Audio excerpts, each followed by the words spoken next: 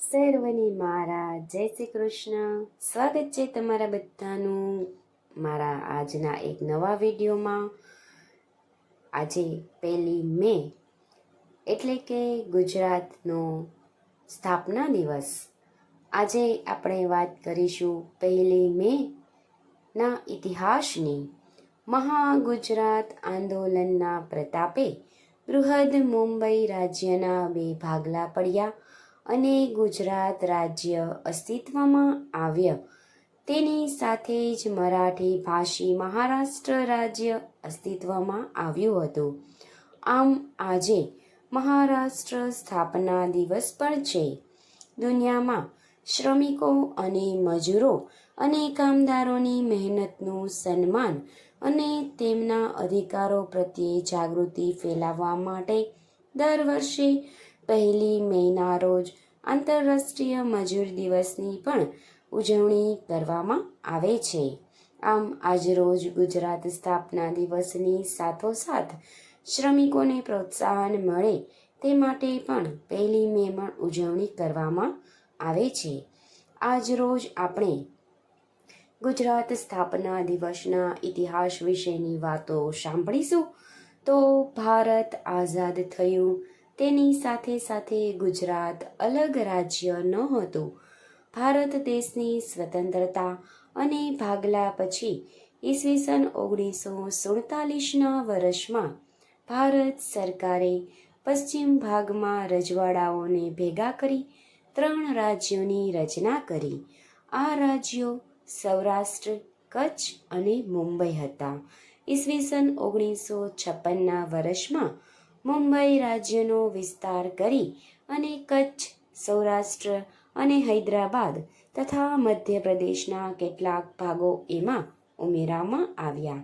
આ નવા રાજ્યોમાં ઉત્તર ભાગમાં ગુજરાતી બોલતા લોકો અને દક્ષિણ ભાગમાં મરાઠી બોલતા લોકો હતા.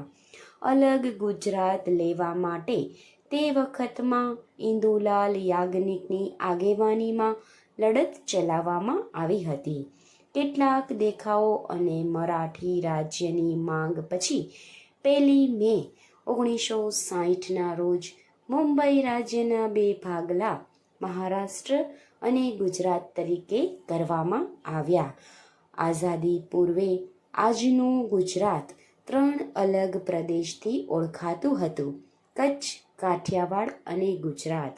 ત્યારે વડોદરા સુધી મોટું શહેર હતું અને કાઠિયાવાડ, જે 1939માં સૌરાષ્ટ્ર રાજ્ય બન્યું, તેમાં 222 રજવાડા હતા. આઝાદી પછી તે પહેલાં જ સૌરાષ્ટ્ર કચ્છ સિવાયનું ગુજરાત મુંબઈ રાજ્યનો ભાગ બની ચૂક્યું હતું.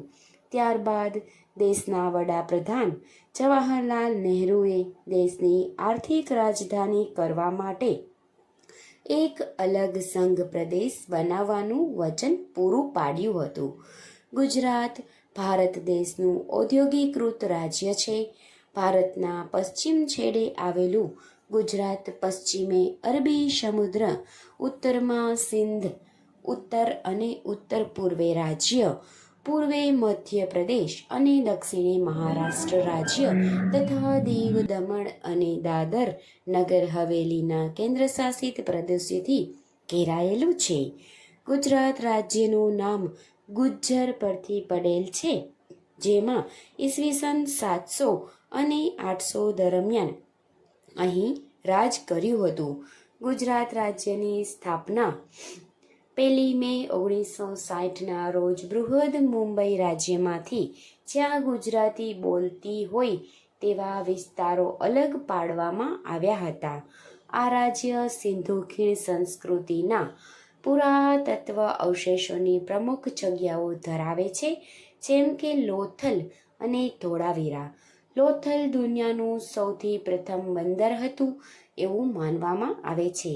ગુજરાતના 2000 વર્ષ પૂર્વે રચાયેલા ઇતિહાસમાં ઘણા રાજવીઓ થઈ ગયા છે, જેમ કે મૌર્ય, ગુપ્ત, ગુર્જર, સોલંકી વગેરે. આ પ્રદેશમાં સૌરાષ્ટ્ર, કચ્છ, કાઠિયાવાડ, હાલાર, પંચાલ, ગોહિલવાડ, ઝાલાવાડ જેવા અનેક સાંસ્કૃતિક અંગો છે. અહીં 18 આદિવાસી જાતિઓ રહે છે, જેની અનેક વિવિધતા સમાજમાં, લોક સંસ્કૃતિમાં વગેરેમાં જોવા મળે છે. કુલ 33 જિલ્લાઓમાં વિભાજિત થયેલ અમદાવાદ, અમરેલી, આણંદ, અરવલ્લી, કચ્છ, ખેડા, ગાંધીનગર, ગીર સોમનાથ, છોટા ઉદેપુર, જામનગર, જૂનાગઢ, ડાંગ, તાપી, દાહોદ, દેવભૂમિ, દ્વારકા, નર્મદા, નવસારી, પંચમહાલ, પાટણ, પોરબંદર, બનાસકાંઠા, બોટાદ, ભરૂચ, ભાવનગર, મહીસાગર, મહેસાણા, મોરબી, રાજકોટ, વલસાડ, વડોદરા, સાબરકાંઠા, સુરત, સુરેન્દ્રનગર, આમ 33 જિલ્લાઓમાં વિભાજિત થયેલ ગુજરાત રાજ્ય. ગુજરાત સ્થાપના દિવસ 1 મે 1960 આપણને આજીવન યાદ રહેશે. આપણા ગુજરાતનું ગર્વ. જય જય ગરવી ગુજરાત સાથે આજે 1 મેના દિવસે આપણે ગુજરાતનો ઉત્સવ ખૂબ ધામધૂમથી મનાવીએ. તો બધાને મારા જય જય ગરવી ગુજરાત.